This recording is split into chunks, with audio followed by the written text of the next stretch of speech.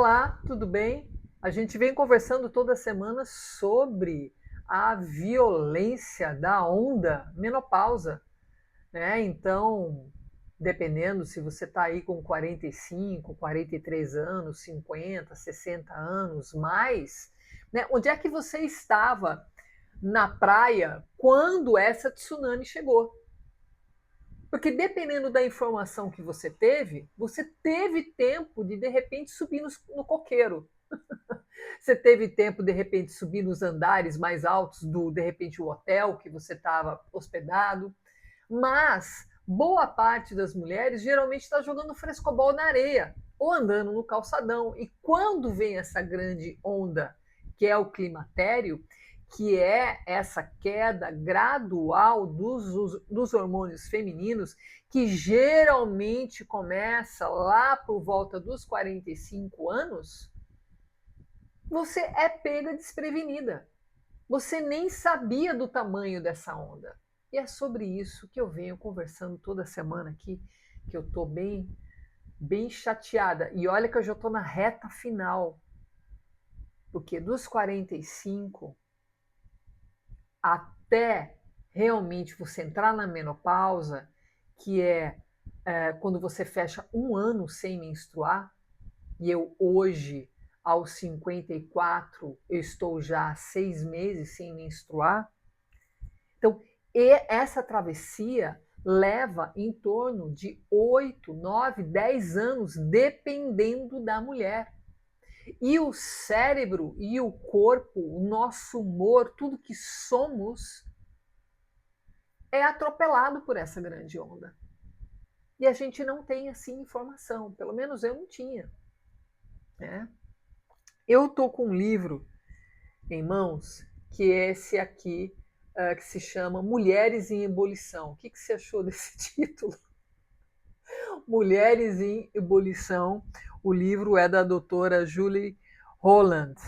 E ela, já na capa está escrito: a verdade sobre os remédios que você está tomando, o sono que está perdendo, o sexo que não está fazendo e todas as coisas que estão tirando você do sério.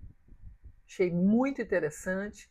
Comprei esse livro digital e eu quero falar aqui, ler algumas citações dela e comentar alguns insights que eu já tive. Ela é psiquiatra, tá? Agora, deixa eu falar um pouquinho de mim, deixa eu me apresentar. Meu nome é Tamara Algauer, eu sou psicoterapeuta com graduação em psicologia e aqui no canal, no Psico Café, a gente toda semana está conversando sobre autoconhecimento com café e histórias. É uma maneira da gente se aproximar um pouco, é uma maneira da gente desabafar, se indignar, né? Como a ginecologia, que é, de repente, essa especialidade, que cuida de nós, né? Desde a adolescência, né? Quando vem a primeira menstruação, com o declínio desses hormônios, com esse preparo para se chegar ao fim, né, dessas regras, desses ciclos, essa mesma pessoa, esse mesmo especialista, nunca soube muito o que fazer. Como a gente fica diferente? Como essa jovem senhora se sente diferente? O que fazer? Né? Eles não sabiam até então. Então, hoje, quando você chega num consultório, né, dependendo dos congressos que o seu ginecologista foi, que a sua ginecologista foi, eles já estão nos recebendo e conversando com a gente de uma forma diferente. Que coisa boa, né? Bom, eu capturei alguns trechos da doutora Julie Holland para você já ter um gostinho do que é que ela traz esse livro. E aí eu vou continuar lendo esse livro. Tem um outro também que eu estou lendo, que é O Cérebro e a Menopausa. E aí eu venho aqui tomar um café com você para a gente conversar sobre essas fofocas, né? Para a gente ver, né, em que pé que nós estamos dessa onda, o que a gente pode esperar, ou de repente o que as nossas filhas, sobrinhas, netas vão ser recebidas nos consultórios dos profissionais de saúde de uma forma diferente. Não é? Olha o que ela fala, que coisa maravilhosa. A instabilidade emocional, ser sensível, carente e de vez em quando insatisfeita, é a nossa fonte natural de energia. E é muito interessante porque eu fui ensinada, não sei você, a controlar os meus ímpetos, as minhas emoções, inclusive a minha língua, daquilo tudo que eu tinha vontade de falar. Né? E como isso ficou mais forte com a TPM. Né? Então, como existia em mim vontade de falar, de dignar e refletir, e brigar, e quebrar, e romper num momento específico perto da menstruação. E como isso eu fui entendendo com as mulheres à minha volta e com a sociedade, que isso aí a gente vai falar de década de 80, 90, né, de como isso é mal visto, sabe? Fala mais baixo. Isso não dá, você tem que se controlar, não dá para falar tudo que você pensa, não é assim não, as coisas são assim sim, tem que aguentar. E ali eu fui entendendo que era para eu frear o que eu estava sentindo. Olha a próxima citação. Os hormônios femininos estão sempre oscilando. Eles passam por altos e baixos durante o ciclo mensal e aumentam e diminuem ao longo de décadas de fertilidade, tornando-se bem mais instáveis durante a adolescência e a perimenopausa. Olha que lindo que ela fala agora.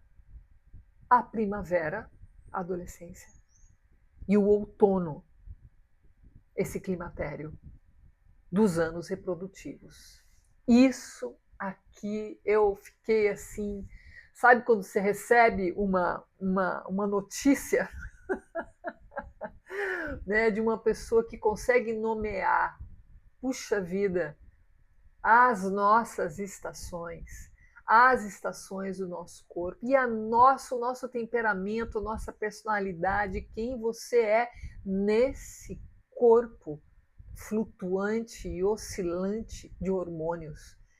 Né? Então, lembrar da nossa primavera, do nosso verão, e como foi receber o nosso outono, que talvez você tenha percebido isso aos 45, eu percebi aos 50, quando chegaram os fogachos e a insônia.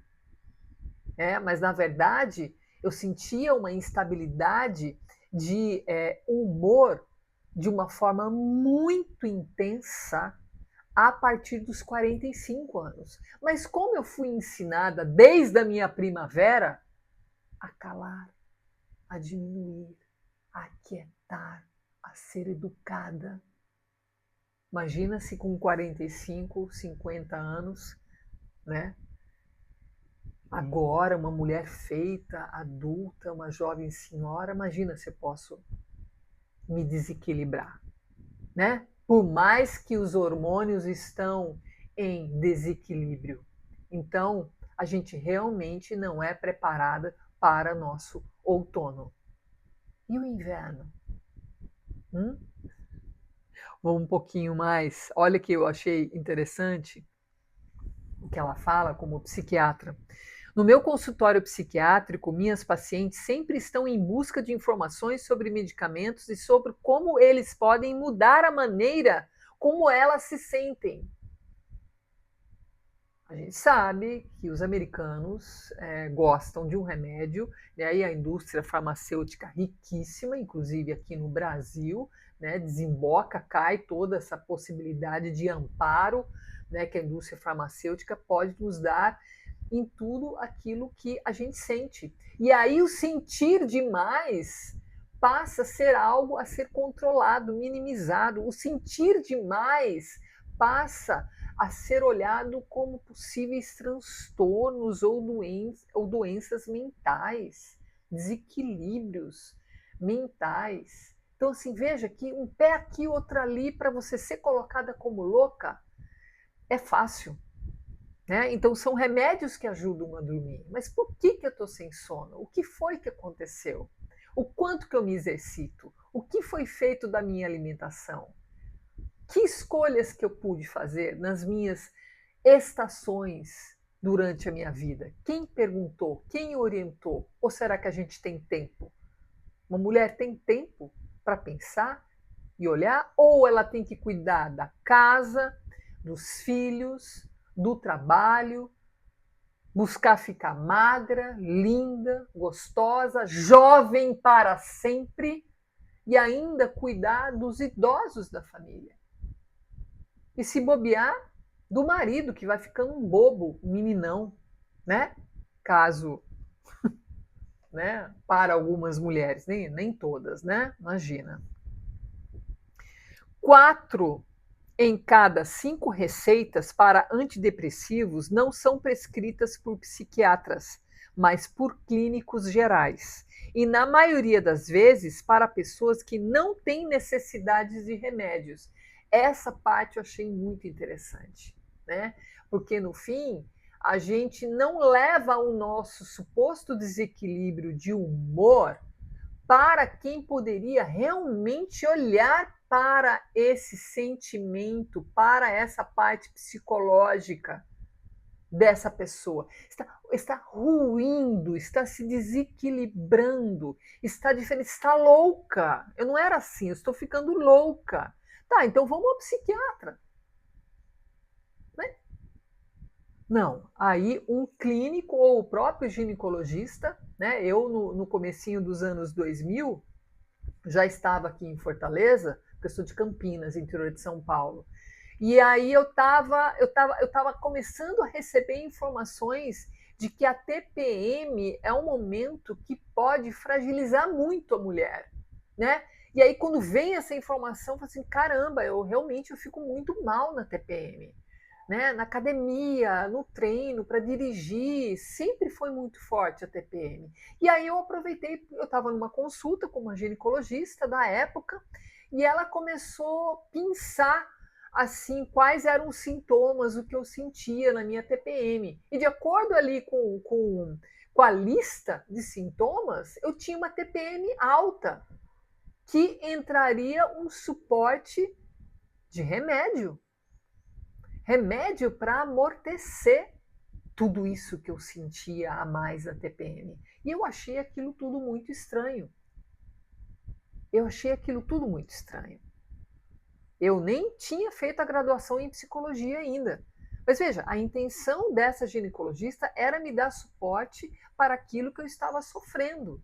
E diante do protocolo dela, da listagem dela, do que era algo leve, médio ou grave, eu estava perto de uma TPM grave. Então existia uma baixa de qualidade de vida. E para aquela época, começo de anos 2000, existiam os moderadores, né, de humor.